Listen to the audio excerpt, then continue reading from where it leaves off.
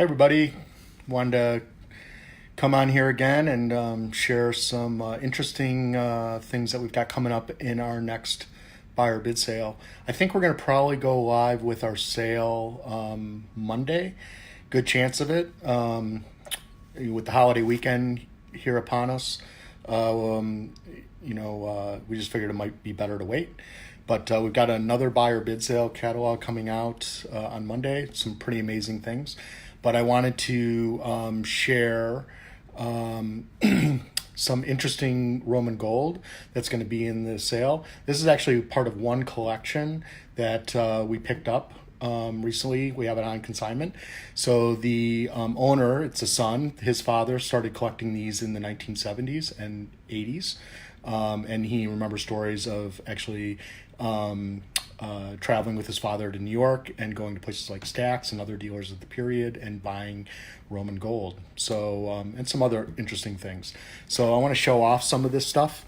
And I did, by the way, I did announce the winner of the free giveaway that I did last time. I'm not going to do one this time, but I will have another one coming up. So pay attention to that. But show you some of the Roman gold that I've got here. So I'll just kind of pan through really quickly, and you'll find that none of these are in slabs. None of them at all. So, and there's good reason for that, because it's nice to handle them. So, so first off, let me show you, I'll just kind of go through the list here. So here we've got a Julius Caesar Aureus. This is a really interesting type.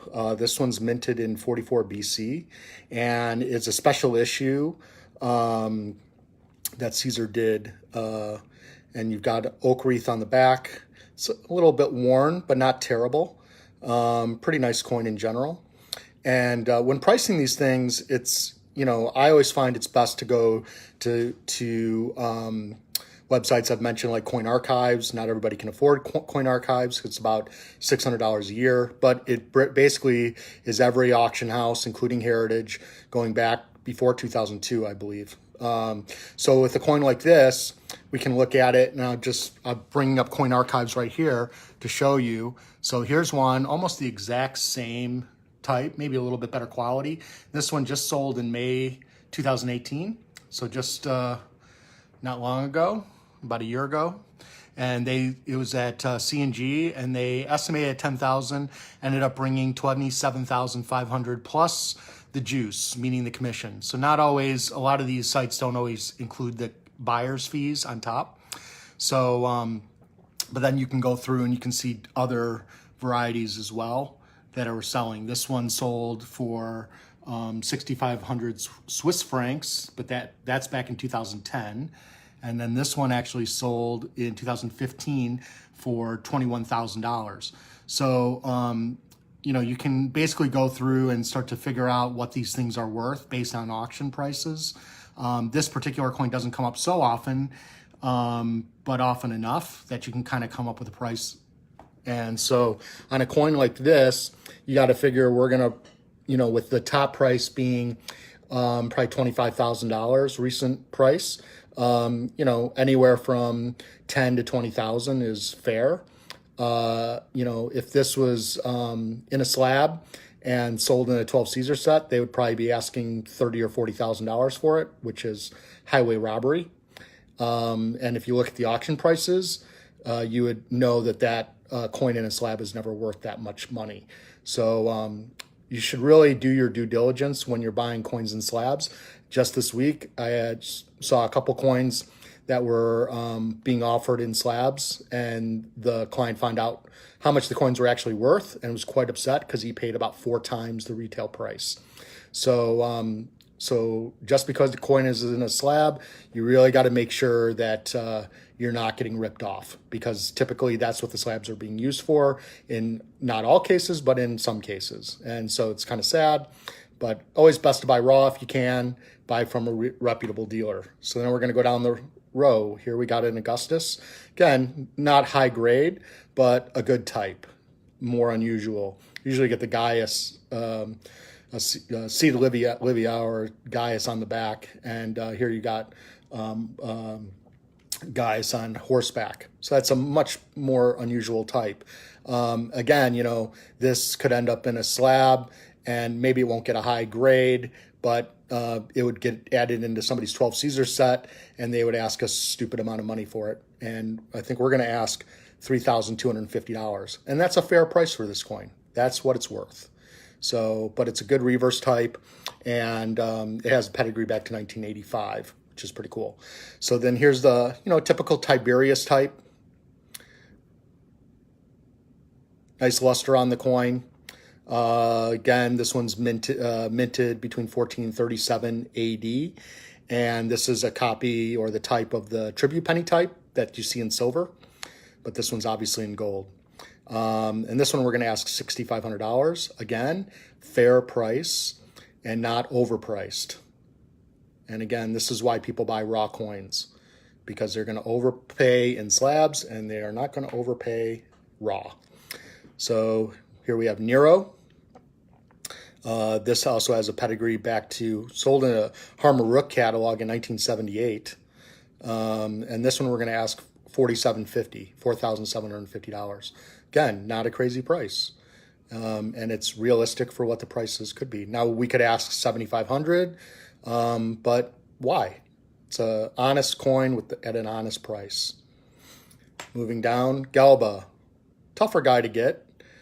Tougher, not so easy to get out of all the 12 Caesars. One of the more difficult ones.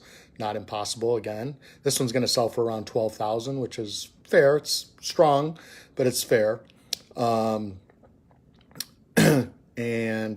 this one, this one actually has a pedigree back to 1974 for the Galba. Here we have a Hadrian. It's lost a lot of its luster. So, and it's worn, but it's a good type. Nice big head, worn on the hair here. I would just call this a basic VF. Not high grade, but not highly priced. We're going to sell this at $3,000. Again, very fairly priced for what it is. And this is going to be in our buyer bid sale catalog, so people can make us offers, and they may get it cheaper. So here we have Titus as Caesar, 70 to 79 AD. It's a $4,500 coin. Again, not high grade and properly priced for what it is. This is a very cool coin, Diocletian, 284 to 305 AD. Comes with a pedigree back to 1980 as well. Has nice luster. I think we're going to end up selling this for around $7,500, which again, quite fair for what it is. Very, very fair.